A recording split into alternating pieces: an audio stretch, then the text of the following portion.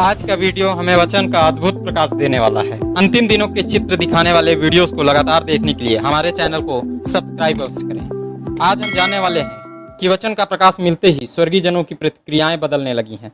अंतिम दिनों की तैयारियां भी प्रारंभ हो गई हैं। आज हजारों वर्ष से हम विश्वासी इन बातों को सुनते आ रहे हैं, पर कैसे माने कि इस वीडियो में जो भी बातें मेरे द्वारा बोली जा रही हैं वे बातें सही हैं। तो दोस्तों, आज की इस वीडियो में पवित्र आत्मा आप सबों को मेरे द्वारा वह प्रमाण देने वाला है, जिस प्रमाण को जानते ही आप स्वयं कहेंगे कि हाँ, अब हमें स्वयं की तैयारी प्रारंभ कर देना है। आप स्वयं कहेंगे कि अंतिम दिन द्वार पर खड़ा है। दोस्तों, इस वीडियो को ज़्यादा से ज़्यादा शेयर व लाइक करके वचन का प्रकाश फैलाने में हमारी सहायता करें। हमारा आज का विषय है वचन का प्रकाश।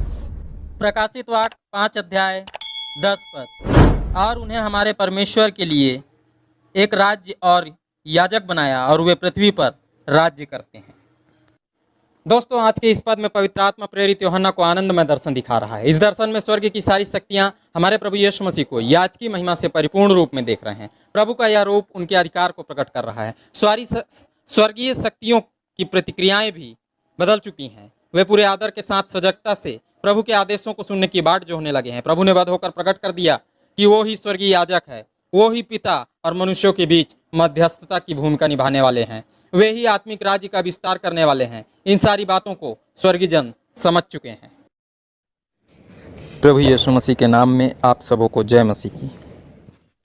यह कोई प्रमाण नहीं, सिर्फ और सिर्फ बाइबल की भविष्यवाणियों की गणनाओं पर आधारित अध्ययन है। बहुतेरों को परमेश्वर की निकटता में लाने के लिए बलवान स्वर्गदूत के अनुसार जीवन की पुस्तक का खुलना अत्यंत अनिवार्य था। जिस पुस्तक की मुहरों को खोलने के लिए हमारे प्रभु जयवंत होकर आ गए हैं, उन्होंने अधिकार के साथ जीवन की पुस्तक परमेश्वर पिता के दाहिने हाथों से ले ली है। इन स्वर्गीय जनों के साथ हम विश्वासियों को भी स्वीकारना है कि वे ही हमारे राजा हैं। हम सभी विश्वासी उस राजाधिराज की पवित्र प्रजा हैं। वो हमारे हृदयों और जीवनों पर राज्य करते हैं।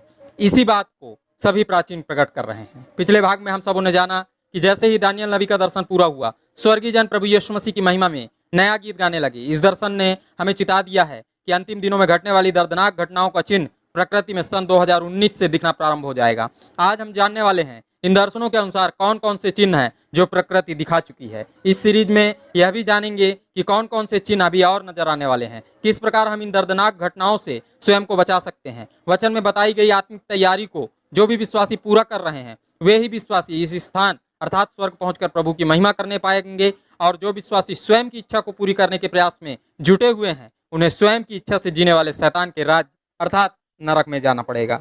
दोस्तों, स्वर्ग में आराधना स्तुति प्रारंभ हो गई है। हमारा जामीन भी उस आराधना में उपस्थित हो चुका है। यह स्थान सदैव स्वर्गीय महिमा से परिपूर्ण रहता है। 2019 में अंतिम दिन की कौन सी घटना पूर्ण हुई, इस बात को समझने के लिए आइए हम प्रार्थना के साथ आज का अध्ययन प्रारंभ करें। धन्यवाद सर्वशक्तिमान पिता परमेश्वर, हे राजाओं के राजा प्रभु के प्रभु यीशु मसीह। आज जब हम खुदा तेरे वचन का प्रकाश समझना चाहते हैं, देखना चाहते हैं, प्रभु हमें बोलने की, सुनने वालों को समझने की सामर्थ्य दे, क्योंकि प्रभु तेरी अगुवाई में जाकर ही वचन का प्रकाश पाया जा सकता है। प्रभु तू दया कर, अनुग्रह कर, क्योंकि तू अनुग्रह का दाता है। तेरा धन्यवाद करते, तूने प्रार्थना सुना। मसीह यीशु के नाम से विनती को मांगते हैं, आमीन। प्रकाशित वाक्य की पुस्तक 5 अध्याय 11 पद। जब मैंने देखा तो उस सिंहासन और उन प्राणियों और उन प्राचीनों के चारों ओर बहुत से स्वर्गदूतों का शब्द सुना, जिनकी गिनती लाखों और करोड़ों की थी। दोस्तों, इस पद में प्रेरित यूहन्ना जी ने बहुत से स्वर्गदूतों का शब्द सुना। जैसे ही आराधना स्तुति का यह स्वर स्वर्ग में गुंजायमान हुआ, लाखों करोड़ों स्वर्गदूत वध किए हुए मेमने अर्थात महिमा से भरे हुए प्रभु को देखने आ पहुंचे हैं। वे भी प्रभु की महिमा करना प्रारंभ कर दिए, क्योंकि वे भी इसी समय का इंतजार कर रहे थे। दोस्तों, बाइबल धर्मशास्त्र की लय व्यवस्था नामक पुस्तक में जुबली वर्ष को अत्यंत पवित्र माना गया है, जिस वर्ष को मनाने के लिए परमेश्वर ने अपने लोगों को कई तरीके भी बताए हैं। 70 का अंक भी बाइबल में अत्यंत महत्वपूर्ण माना गया है। 1431 BC से इन जुबली वर्षों का प्रारंभ हुआ था। उन 50-50 वर्षों को आप यदि जोड़ें तो पाएंगे कि सन 2018 में 70वां जुबली वर्ष मनाया गया। जिस जुबली वर्ष को इजराइल यहूदी वापस आए, उन्होंने आकर इस पर्व को भी मनाया, अर्थात यह महान कार्य भी दर्द भरे दिनों के प्रारंभ होने से पहले अर्थात 2019 आने से पहले पूरा हो गया। मत्ती रचित सुसमाचार उसके 24 अध्याय के 5 से 7 पद को यदि हम पढ़ते हैं तो पाते हैं कि अंत के दिनों में ऐसे लोग भी होंगे जो स्वयं को मसीह बताएंगे। 2019 से पहले ही इन दिनों के आरंभ का संकेत देने के लिए कई ऐसे लोग हुए जिन्होंने स्वयं को मसीह बताने का कार्य किया। इस बात का प्रमाण आप इंटरनेट में तलाश सकते हैं। पर प्रभु ने स्पष्ट कहा, उस समय अंत ना होगा, लड़ाइयाँ होंगी, अकाल भी पड़ेंगे। जो सब 2019 आने से पहले हुआ। 2019 आने से पहले तीसरे विश्व युद्ध जैसी स्थिति भी अमेरिका एवं कोरिया के विरोध के द्वारा बनी, पर चूंकि परमेश्वर के द्वारा बताया गया समय 2019 से ही पूरा होना था, सो डोनाल्ड ट्रंप को प्रभु ने बुद्धि दी और कोरिया का तानाशाह शासक भी कुछ नहीं कर पाया। कई भूकंप भी आए पर सभी कुछ शांत हो गया। दोस्तों, प्रमुख जो बात मेरे द्वारा पवित्र आत्मा आप सबों को बताना चाहता है कि उस समय को तो स्वयं प्रभु यीशु मसीह भी नहीं जानता कि रैप्चर कब होगा। पर लूका रचित सुसमाचार उसके 21 अध्याय के 29 से 32 पद के अनुसार जब इन सभी बातों का प्रारंभ हो जाए तो हमें जान लेना है कि अंत निकट है। जैसे ही 21वीं सदी का प्रारंभ हुआ, यह सभी घटनाएं घटने लगी ताकि विश्वासी सतर्क हो जाएं, आत्मिक तैयारी करने में जुट जाएं। जैसे ही सन 2019 आया, अंत के दिन प्रारंभ हुए, मुहरें खुलने लगी। कैसे, इन बातों को हम 6वें अध्याय में जानेंगे। पर दोस्तों, अंत का प्रारंभ कोरिया के तानाशाह शासक और चीन के हुक्मरान की मित्रता के साथ हुआ।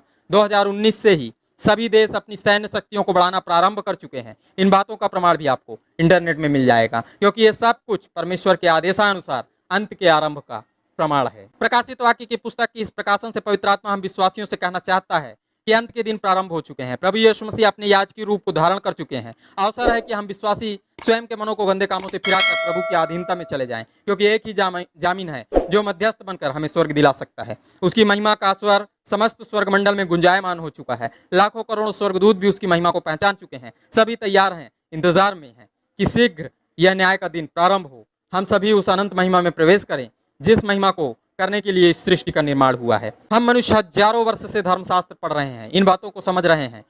इस सब के बावजूद भी हम आज तक उस सच्चे परमेश्वर को पहचान नहीं पाए हैं। आज भी हम अपनी धार्मिक मान्यताओं में फंसकर स्वयं की इच्छा पूर्ति को करने के प्रयास में जुटे हुए हैं। जैसे ही दानियल जी का दर्शन पूरा हुआ, वचन का प्रकाश अब प्रमाणों के साथ अपनी छटा बिखेर रहा है, पर हम आज भी उस प्रकाश को अनदेखा कर रहे हैं। प्रभु ने अपनी आत्मा को इसीलिए हमारे पास भेजा है कि वो हमें चिताए। वो हमें चेतावनी भी दे रहा है। अब हमें धर्म, जाति व मान्यताओं की दीवारों को लांघकर वचन के प्रकाश में चलना ही होगा, तभी हमारी आत्मा को स्वर्गीय राज्य नजर आएगा। आज के अध्ययन से हमें जो शिक्षा मिली, वह शिक्षा का पद भजन संहिता उसके 119 अध्याय के 105 पद में पाया जाता है। यह पद मैं आप सबों के लिए बाइबल से पढ़ लूंगा। दोस्तों, इस पद में लिखा है, तेरा वचन मेरे पांव के लिए दीपक और मेरे मार्ग के लिए उजियाला है। आप सबों ने इस अध्ययन को सुना। आप सबों का बहुत बहुत धन्यवाद।